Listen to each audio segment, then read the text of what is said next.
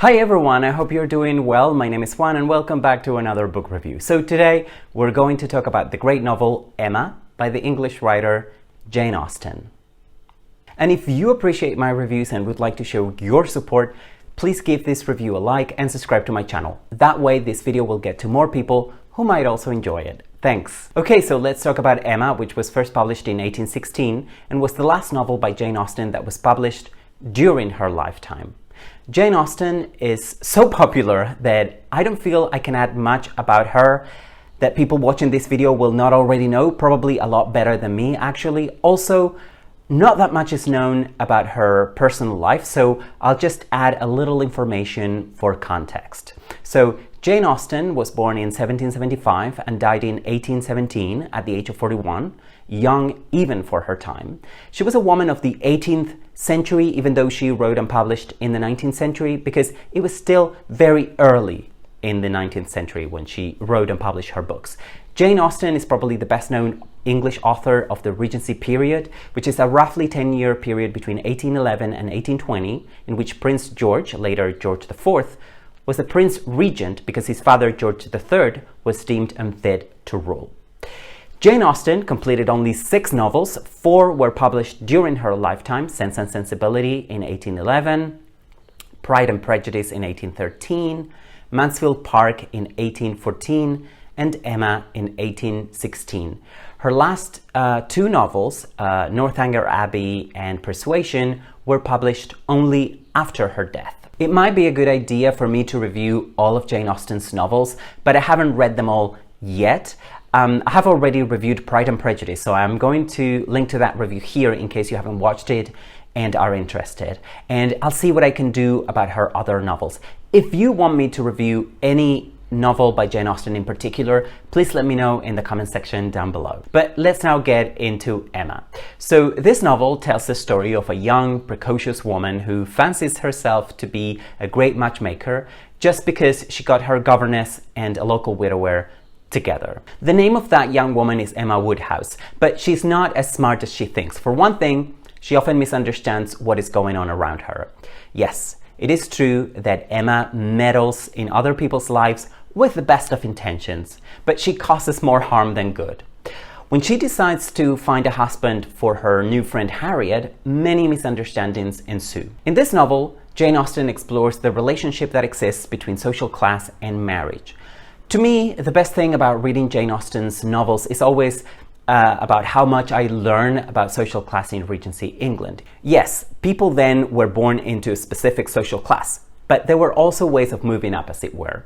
And for women, the best way to climb up the social ladder was through marriage. But also, and this is important, in this novel there is an emphasis on finding an appropriate match for a woman, and we see that in Harriet and how Emma changes her strategy when she finds out the true origins of her friend, whom she had previously thought belonged to the nobility, but actually was from a lower social extraction. Now, you may disagree with me, and that's okay, but I think it is a bit disturbing that so many readers love the plots of Jane Austen's novels, and it also disturbs me a little bit that the ever-growing TV and movie adaptations of her novels are so popular.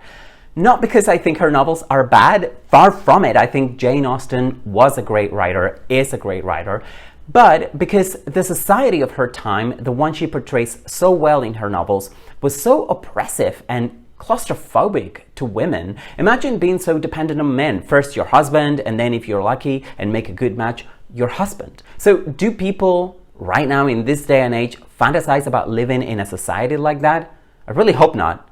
Whenever I read something by Jane Austen or classics in general, I often think, how much have things changed? I'm so glad we don't live in that time period. And I never think, oh, I wish things were a little bit more like that. And I certainly do not think there is anything romantic in the sense of romance about the plot of Jane Austen's novels. It is all about money and social status. But if not romance, what I do see in her novels is a smart and slightly satirical view of a society that Jane Austen knew very well. And Emma is a great example of that. The novel has a great plot, full of misunderstandings and intrigue. So I think Emma is a must-read for Jane Austen's fans and anyone with an interest in the English society of the Regency period. And well, I think this is all I can say about Emma without spoiling it for people who have not read it yet.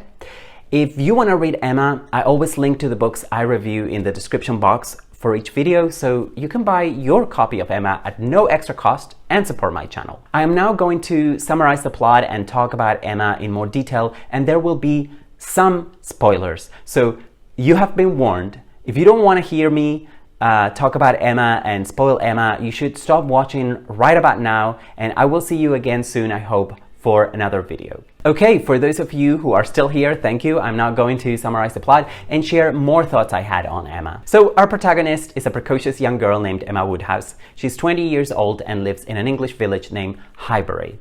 Emma, she's convinced that she will never marry, but she thinks of herself as a great matchmaker. Her first and really only successful match is between two local people, her governess and a widower named Mr. Weston. Prompted by her success, Emma sets out to find a match for her newest friend, a girl named Harriet Smith. Emma wants to match Harriet with the village vicar, Mr. Elton.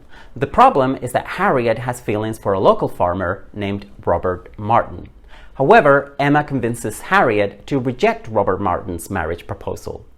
Harriet then begins to develop feelings for Mr. Elton, but now the problem is that Mr. Elton wants Emma and not Harriet. Emma's brother-in-law, Mr. Knightley, is critical of Emma and her matchmaking, and he thinks that Harriet and Robert would actually make a good couple, but Emma disagrees. Elton doesn't think that Harriet is good enough for him, so he goes to the city of Bath and marries someone else instead. Emma tries to comfort Harriet. Then a new young man comes to the village. His name is Frank Churchill, and his father is Mr. Weston, the widower now married to Emma's former governess. Frank was raised in London by some relatives, but he's now visiting his father in the village. Emma is charmed by this newcomer, but Mr. Knightley is suspicious of him. Then another newcomer comes to town. Her name is Jane Fairfax, a beautiful young woman that Emma becomes jealous of, but Mr. Knightley always defends. Mrs. Weston thinks that Mr. Knightley has feelings for Jane, but Emma doesn't want to believe that. Although everyone thinks that Frank and Emma will become a couple, Emma rejects the idea because she sees him more as a suitable match for Harriet. Then a big ball takes place in the village and Mr. Knightley dances with Harriet. The following day, poor Harriet is attacked by a bunch of beggars and Frank saves her. Then there is a big misunderstanding. Harriet tells Emma that she's in love with a man who's socially out of her league. Emma thinks that Harriet is talking about Frank, but as a matter of fact, Harriet means Mr. Knightley. Then Knightley tries to warn Emma that Frank and Jane are secretly together, but she laughs at him for suggesting that. Then she goes on to flirt with Frank and insults Jane's aunt, Miss Bates. Mr. Knightley calls Emma out for her behavior and she cries. However, the fog begins to lift when Frank's aunt dies. It turns out that Frank and Jane are indeed engaged. Frank has only been charming to Emma to keep his engagement to Jane a secret. So it was like a diverting technique. And now that his aunt has died, he is free to marry the woman he truly loves. Emma is surprised to find out that Harriet is not devastated by Frank's engagement to Jane because Harriet actually likes Knightley and not Frank. Emma gets upset to hear that Harriet is into Knightley, so upset in fact that she realizes that she is in love with Knightley. Emma thinks that Knightley is going to tell her that he loves Harriet. However, Knightley confesses his love for Emma, which makes her incredibly happy. Harriet then gets a second marriage proposal from Robert Martin, and this time she accepts. The novel ends with the two marriages, Emma and Mr. Knightley's and Harriet and Mr. Martin's. So the tale has a happy ending for everyone. After some intrigue and a few misunderstandings, everyone ends up with the person they genuinely love. I think that the plot is one of the best things about Emma. I wonder what Jane Austen's writing method as a novelist was, because at least the novels I have read by her have such tight, gripping plots, and she also possesses great craftsmanship when it comes to writing dialogue. Emma is a fantastic heroine, someone who is so vain and self-centered that she's blind to what is actually going on around her and still has the audacity to meddle into other people's lives. And in Mr. Knightley, Emma has a great match. Not just a romantic match as we see at the very end, but someone who would always keep it real with her. Mr. Knightley is the only character who tells Emma what he thinks about her and her matchmaking and her opinions, and is not afraid to tell her that she's wrong. If you read this novel right, you will see yourself in Mr. Knightley and not in Emma. You should not go along with Emma's crazy schemes and matchmaking plans, but judge her as Mr. Knightley does. Anyway, now I would love to hear what you have to say about Emma, so please let me know your thoughts if you have read it. Do you love it? Do you hate it? What do you think about it? And if you haven't read Emma yet, let me know what you think about my review, and if you think now that you've watched it, you will read the novel.